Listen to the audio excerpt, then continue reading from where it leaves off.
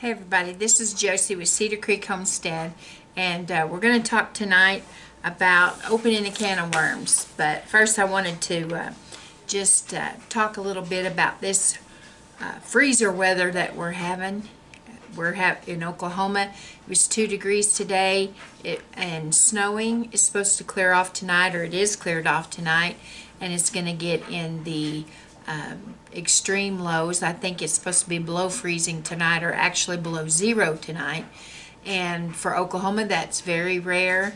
I know that I watched the news today and heard that Texas is having the same kind of weather, and some of the other states, Arkansas and others going east, Louisiana and Mississippi. I know they're south, but that direction. Anyway, there's a whole lot of us that are in sub-freezing conditions that aren't used to it. I know you guys up north are thinking that's nothing, but we're not used to it down here, and so it's really hitting hard.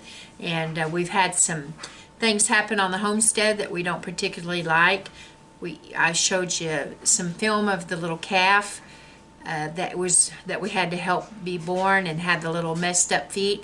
She was doing really good. She was standing on her feet, getting stronger. We moved her to the barn where she stayed warm and dry and out of the elements, but unfortunately she didn't make it, and my heart breaks for her.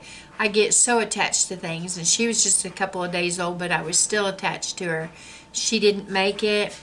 We also lost another calf. Simply, we're not really sure what happened with her, other than we think that she might have gotten trampled by all of the cows crowding together in the different pastures around the hay rings and stuff, and she was laying in the hay and perhaps got trampled. Foxy is an outside dog, but he's in the house because it's just so cold. The temperatures are extreme, and so he's here in the house, and he's laying in the chair resting and taking it easy and living the life of Raleigh. And I've heard that my whole life. I don't really know where that comes from, but my parents always said it, and so I've always said it. And so anyway, we're saying that Foxy is living the life of Raleigh right now.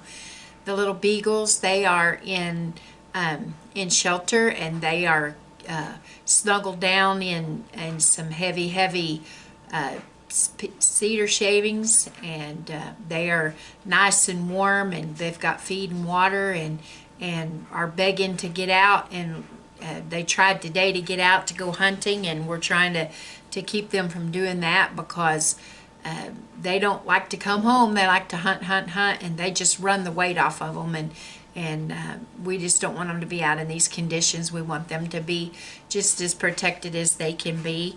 We've chased chickens today and roosters and tried to get everybody where they're supposed to be. And the turkeys, the crazy things, they keep getting up in the trees away from us where we can't get to them.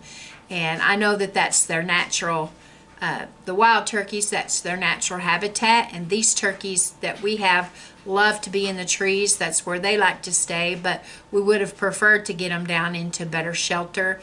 But I did leave some areas open that they would be able to get into if they come down out of the trees, so that hopefully they'll be safe. And then all of the other animals, the cows, we've got them fixed to where they can get over to the running water at the creek, and Blade's been going and breaking water out on the pond several times a day. So we've had to have added some extra chores, and that's just the way it is in the wintertime. Any of you that have farms know that there just comes extra work along with the cold weather, and we're used to having some cool temperatures here, but like I said, we're not used to what we're having now. It snowed a little bit more this morning. It's cleared off now. That's why it's so cold, and then we're supposed to start getting more snow tomorrow through Thursday. And our first warmer weather is supposed to come in on Friday, and then next week we should have warmer temperatures and be closer to what we are for this time of year. But anyway, I wanted to talk about opening a can of worms tonight. And I've heard that saying my entire life, and I got to thinking about it when I heard one of the senators talk about opening a Pandora's box. And so I looked that up and I studied that out a little bit, but I kind of like the saying of opening a can of worms a little bit better than Pandora's box.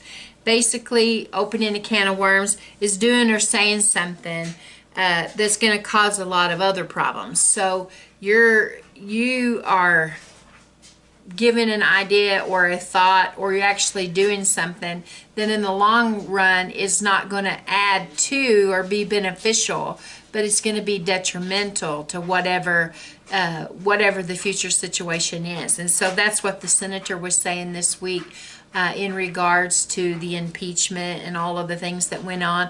And it caught my ear when he said Pandora's box. But we're going to go at it as opening a can of worms, because we're from Oklahoma and we're country, and that's what we're going to say. And so I thought of something about Howie. He loved to tease, and he didn't know when to stop. He loved to make me laugh. Actually, a lot of times he kind of made me mad when we first got married, because I didn't understand that was one of the ways that he showed love, was by teasing. His problem is he didn't know when to stop, and he would get me so mad sometimes. And he just kept on and kept on. And when it was really time to stop, something brilliant, this is his description, brilliant, would pop into his head, and he would just have to say it. He would just have to come out with that one thing. Now later on, after I wasn't mad anymore, I could look back and I could see how funny it was, the statement that he made. But at the time, I did not think that it was funny. And so that's kind of where my thinking is tonight about, doing and saying and pushing the limits to something that's not good. It's not a beneficial thing. Sometimes it's better just to zip your lips than to say something that's going to do more harm than good. They would say throwing the baby out with the bathwater. You're throwing the good out with the bad, and you need to stop and reassess what you're doing before you make a big mess up, and you can't go back and change the situation and try to make it better. I think today, and it could be just a sign of the times, we're so interested in sticking it to the other guy, trying to get the best of them, trying to make sure that we come out on top, that we'll do whatever we can to get to them, no matter what it is. If it hurts them, if it destroys them, if it causes them to lose financially, no matter what, we don't care as long as we come out on top. And that's a bad place to be, when we stop caring about the other person and stop considering how that's really going to affect them. I think when I was a kid, when I went to school, one of the ways that we took care of things was out on the playground or out behind the schoolhouse, or when we got off the school bus. We just kind of duked it out, fought each other, and then it was all over after that. But today, besides not being able to do that because of all the bullying policies and things, I'm not talking about bullying. I'm just talking about how we used to settle things when we were kids. We duked it out, and then everything was okay. But today, people are so vindictive that they're out to destroy someone's entire life, no matter what it takes to do it. Their marriage, their finances, their children. There's no mercy line. There's nothing is drawn in the sand to say you can't go any further than that. It's all out, destroy you, no matter what kind of idea. And we've got to get ourselves shaken and get out of that, where we are destroying the freedoms that we have just by simply being so vindictive. And it's happening slowly but surely. I told you the story about the pastor that moved the piano just a little bit at a time. Well, that's what's happening with our freedoms. A little bit at a time, we're accepting, they come along and they say, well, we don't want them to say this anymore, and we don't want them to say that anymore. And I'm not talking about racist comments or hate-filled comments or comments that would get somebody killed. I'm not talking about that, because that's all bad, and bullying and all of that is bad. But what I'm talking about is when you have ideas, political ideas or other ideologies that is different from the person next to you, but they still want to destroy you because of that, and you're losing your freedom of speech because of that. And it's quickly becoming prevalent in the United States, where you can't say anything if you're around certain individuals, because it could spell trouble for you and for your family. We're so bent in the United States, probably around the world too, but in the United States is what I'm talking about. We're so bent on radical ideas that we're not even willing to bend on anything else. You know, it has to be my way. My mom used to say it's my way or the highway. It's either what I say, you will do what I say, or you're out of here, kind of thing. And that's the way we are here today. It's, you know, my way or the highway. You're going to bend to what I'm telling you. And that's a very dangerous thing for us to get into in the United States, is to begin to think that we have to bend totally to the will of certain groups of people and put all of everything that we believe in, all our ideologies, all of the things that we firmly believe in, you know, hide it in a box and bend to their will. We have to be careful that we don't do that, because all of our liberties will get stepped on if we do that. The Bible warns in the New Testament of complaining about the splinter in somebody's eye. You know how little a splinter is. But complaining about the splinter in someone's eye and overlooking the fact that you've got a beam in your own eye. And we can be that way if you stop and think about how we are, and how we are in our families, how we are in all the relationships that we have. We can overlook the fact that we've got problems because we only see the problem that the other person has. It causes trouble in your marriage. It can cause trouble in your relationship with your children, with your friends, with your boss at work, church, all parts of your life. It can cause a problem if you're willing to see their trouble but not willing to see that you've got a few issues yourself. I'm thinking of this story that I heard one time about this man and woman that had moved into a new house. And I don't know who wrote this story, or so I can't give them any credit, but just to say that it's not my own personal story.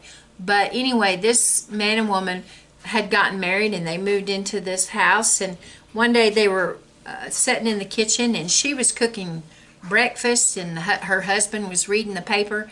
And she looked out the window, and the next door neighbor lady, she was hanging her laundry on the clothesline. And the wife tells her husband, she says, "Would you look at that lady's laundry? It is the dingiest laundry. She doesn't know how to wash laundry."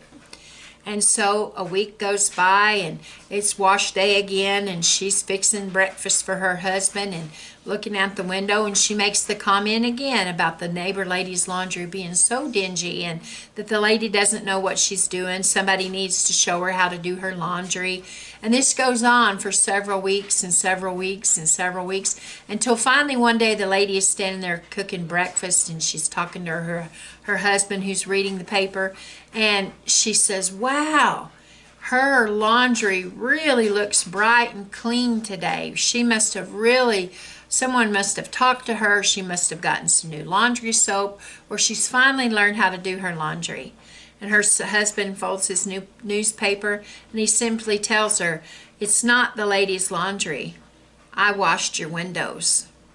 And so I thought about that when I read that story. It's kind of a humorous little story, but it lets us ponder that what she thought was dirty, dingy laundry that the other lady had was really dirty, dingy windows that she had.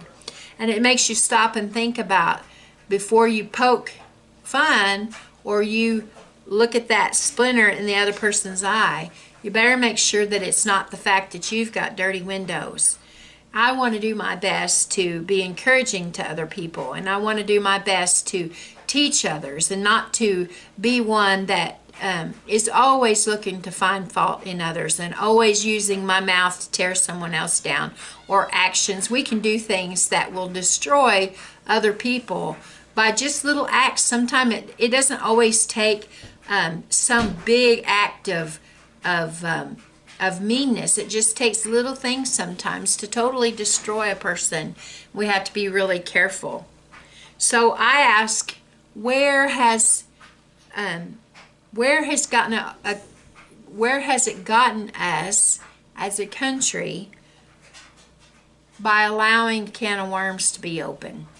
Where's it gotten us? Well, I say, they said defund the police. And what has happened? Now you see on the news that crime is on the rise in those areas, and they're having to hire extra police officers and begging them to come in and go to work there because the crime is on the rise and the cities are burning and there's all kinds of things that are going on because someone had an idea. Yes, it came out of something horrible. This death that happened, Mr. Floyd's death and others that's happened, that is awful. Anytime something like that happens, it's awful. But again, it was to get rid of the police, defund the police. And we know that there's bad apples. There's also a lot of good apples. And the idea behind defunding the police, what does that say? It brings all the crime in. That it makes sense to me. I just went to the 12th grade. I graduated high school. I'm not a super intelligent person, but I can see that if you say defund the police and let's get rid of police presence, well, then what's going to come in its place? The criminals are. Crime element's going to come in and things are going to begin to happen that's not going to be good things. That's one of the things that's come into play by opening a can of worms. Cancel culture is running rampant. If you say something that the big crew doesn't like, well, then their objection is to get rid of you, cancel you out. You make sure that you can't get a job. Make sure that you don't keep the job or the career that you have because you went against the flow. You went against the idea that the majority is having. And so how dare you, we're just going to cancel you out. And that is something that has not been a good thing. That's not been a good worm come out of that can. The next thing is, we're canceling jobs in the name of climate control, just like last time we talked about the pipeline. That there's nothing that is good that's come out of that. We could have still worked on things that were good for the climate and for the environment without canceling this out. You didn't just cancel out people's livelihoods that work on the pipeline. You've canceled out the people that worked at hotels, the people that work at the companies that make and sell the big equipment that they use on those jobs. You've canceled out restaurants and other places that rely on those groups of people that come in and they do that work. And I understand they're saying, well, those aren't permanent jobs. But these people are people that are third and fourth and fifth generation pipeliners that their job is pipelining. And their location is not permanent. No, they go from place to place and they understand that they travel from place to place. But the pipeline itself is their job. And just, with this sign of a pin, that's gone. That worm that came out of that can is not a good worm, right? That's not something that good is going to happen. That action, those words, is bringing about something bad, not something good. We have a mentality here in the United States, live and let live. Live and let live. And in some things, yes, we want our freedoms. We want to be able to, have gun rights, and we want to be able to have the right to religion and freedom of speech and all of these different rights that we're guaranteed in the Constitution. We have those rights. But we also need to make sure that we keep things on an even keel, that we don't have one group or the other that's able to dictate what the rest of the country is going to do. We have to get ourselves in a place where voting on things means something, not I have heard, I don't know how many people I've heard after the elections that's just happened back in November, regardless of how you voted, irregardless, I've heard so many people say, I'm not voting anymore because it doesn't matter. And I hope people don't keep that belief, because we need to make sure that we're voting. We need to make sure that we're letting our voices be heard.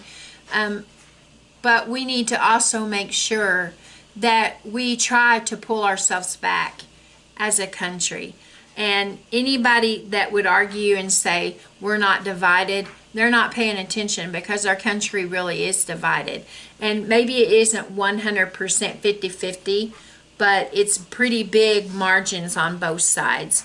And we're divided. And the words and the rhetoric and all the things that are coming out of Washington, that are coming across the news stations, those things have consequences. Those things that are being said by either party, by all individuals, need to pay attention to what's being said, and we need to be paying attention to what we're allowing to be released out of that can of worms, because once they're out, it's hard to put them back in. We use this analogy in our Sunday school class sometimes with a tube of toothpaste, and we let the kids squeeze the toothpaste. They like to do that. They think it's fun to get a tube of toothpaste, and you put a little paper plate in front of them or a little bowl or whatever, and you let them squeeze all that toothpaste out of the tube. And then you tell them, let's put the toothpaste back in the tube. And the lesson in the Sunday school class was about your words mattering, that once you release that, it's too hard to put it back in the tube. You can't put it back. And so that's what I would like to leave us with today is, what kind of worms are we releasing from the can? And are they something that can, will they destroy this nation? They will if we're not careful. They will if we don't pay attention and we don't pray and we don't seek the Lord and just let things go willy-nilly and let our nation go in the way that we've seen other nations and countries fall. It's hard for us to talk about that in the United States, but we need to have our eyes wide open to what's going on, and think about that tube of toothpaste and the things that we release, not just our words but our actions. And I know that we can't control Congress. Pardon me. We can vote, but as far as really controlling them on a day-to-day basis, we can't control them, but we can control ourselves. So I would ask you to think in your mind about having a can of worms sitting on your shelf, and what are you releasing on a daily basis? Are you releasing things that it can't be put back in the can? Are you squeezing that nasty toothpaste out and where you can't put it back, and so you got all this ugly mess out there that's going to be taken care of in the future one way or another, and it might be in a bad way. We don't want that to happen. So I say to all of you and to myself, because I'm bad about it too, sometimes I let my tongue run away with itself, and I need to be more careful with what I say and the things that I do, and I need to concentrate on loving others and praying more, and I need to make sure that I continue to do what I know that I need to be doing, which is looking well to the ways of my household, prepping, and right now going out in that snow and taking care of the animals, and making sure that I'm responsible for my little piece of the world, or my little piece of the country, however you want to look at it. I'm responsible for my part, and I have to live my life so that I can show Jesus to others. And one way of doing that is to make sure my words are sweet, because I may have to eat them someday. Anyway, this is Josie with Cedar Creek Homestead. I hope you got something out of this tonight. I feel like I just rambled and rambled and rambled, but I really wanted to bring something to you and hope that I've encouraged you. I don't ever want it to be just doom and gloom. I want to add a little bit of sunshine to it and encourage you to be the best you that you can be. And we all can work on that. And I can't make you be the best you that you can be, and you can't do that for me, but we can work on ourselves as individuals and also pray for one another and our families. I'd also like to say that I've had some beautiful people contact me in different ways this week and give me just outreach to me. And again, I say thank you so much. I can never repay all the kindness that you guys and gals have done for me and my family. And I just thank you from the bottom of my heart. And until next time, we're gone.